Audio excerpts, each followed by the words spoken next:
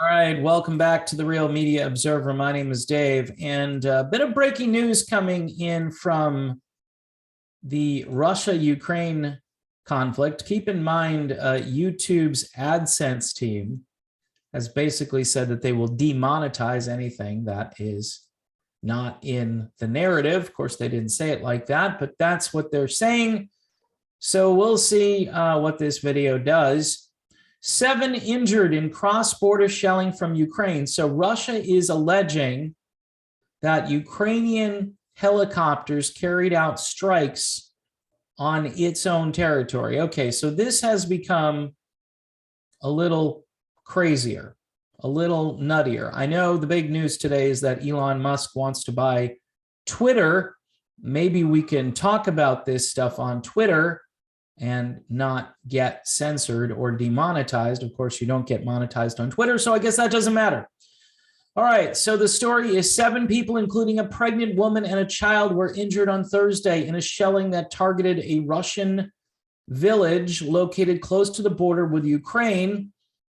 A separate attack targeting a nearby border crossing was reported by border guards and border security. Funny how Russia actually has border security.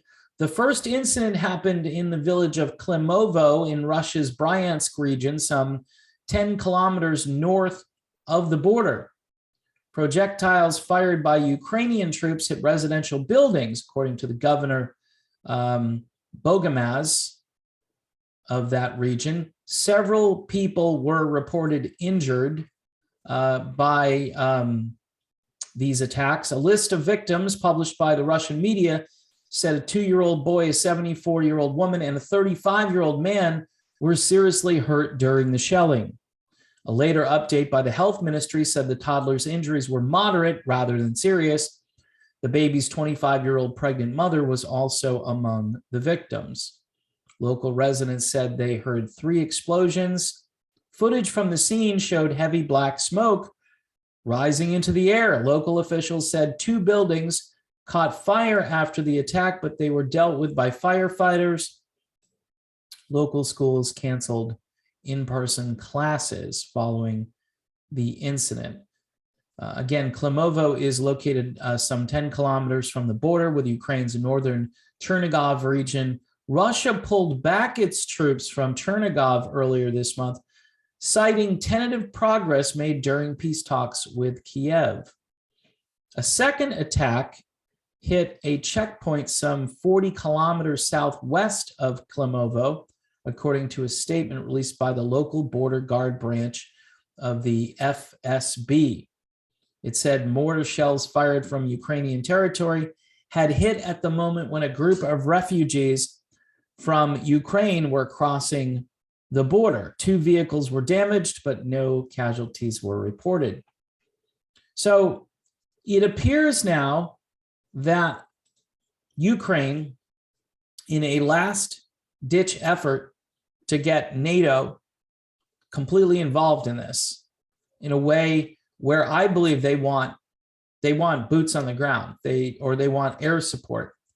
They're willing to do this to spark a wider conflict.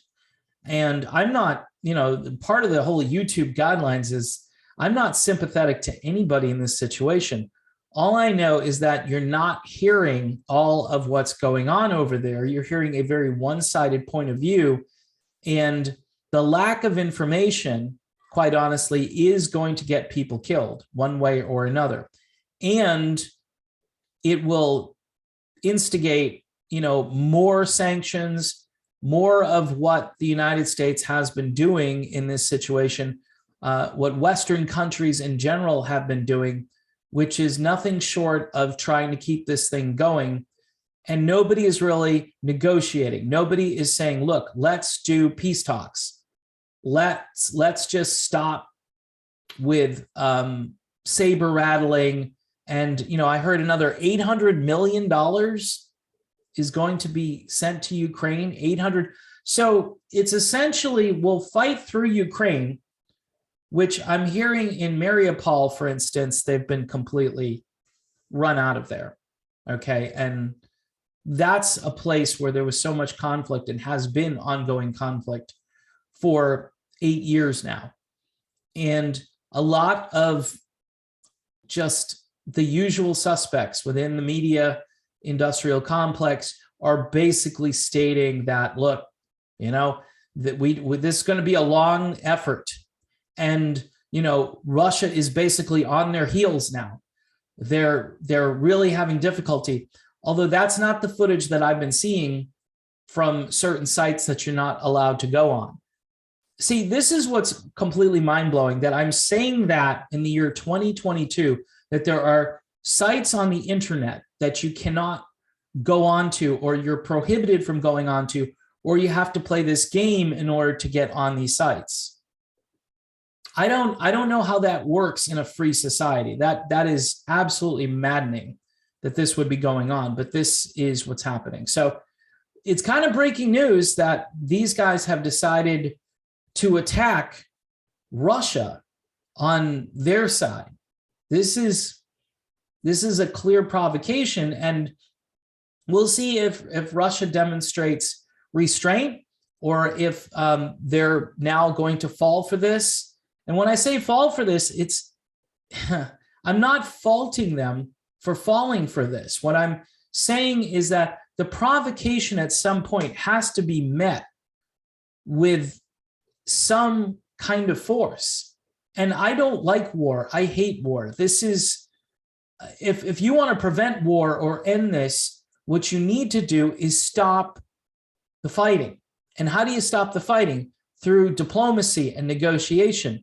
You don't send another $800 million, which I guess is a drop in the bucket compared to 13 billion, right? It just shows you how much money that we are just transferring from one bank to another bank. And that is, money is supposed to make the world go round. Meanwhile, the ruble is making a huge comeback, whereas the dollar is imploding. And people know this. They go to the grocery store, they go to the gas station. And rather than trying to reverse this and put a full stop in place, we're just going to continue to do this. And we're going to ignore all the stuff that happened for 8 years. We're going to ignore the Minsk agreement. We're going to ignore what happened in the Donbass region. We're going to ignore overthrowing the government there in 2014 with the help of John McCain and Lindsey Graham and so many other people. We're going to ignore the rhetoric of a Mitt Romney, who basically has wanted this conflict and has, you know, projected this conflict for a number of years. And by the way, all those people who made fun of Mitt Romney in 2012 for saying that Russia was the big geopolitical threat to everybody, they all came back and said, oh, we owe Mitt an apology. He was right. He was right. He lost the election. He was right. Strange days, strange times, and strange days we're living in, when diplomacy and working toward peace is not an option. It's not discussed in the mainstream media. So that's my video on this. We'll see what happens to it. It basically might get demonetized, and I'm not making a lot of money on this channel anyway. So all I can say is that you can go look this information up, go to those forbidden places, and you know where they are. And if not, maybe I'll throw some links in the description box, but they're quite obvious. They are the platforms that have been banned. Hint, hint, one of them is playing on a TV behind me. So again, you can go over to Rumble and actually watch that on an actual live stream. It's pretty cool, actually. See you soon.